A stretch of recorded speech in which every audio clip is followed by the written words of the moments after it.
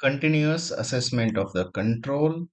The investor need to reassess whether it control investee if the facts and circumstances indicate that there is a change in one or more element of the control. So whether there is a change in the power, if there is a change in the exposure or right to variable return from the involvement with the investee, or if there is change in the ability to use its power over the investee to affect the amount of investors return. These are the three control parameters, and if there is a change in one or more of the elements of the control, we need to reassess the control element.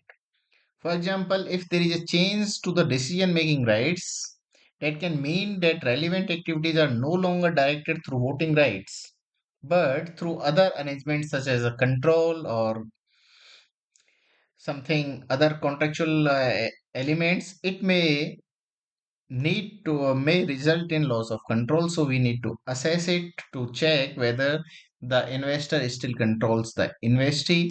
Another is investor should also consider the change affecting its exposure or right to variable return from its involvement with the investee. For example, if the variable return has been terminated, in that case investor will lose the control over the investee.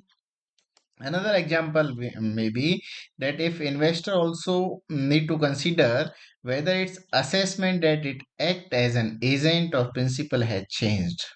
For example, changes in overall relationship can mean that investor no longer act as an agent even though it has previously acted as agent, and vice versa. So if ultimately the summary is if there is any change in any one of the three element of the control, we need to reassess the control element to check whether the investor still control the investee or not.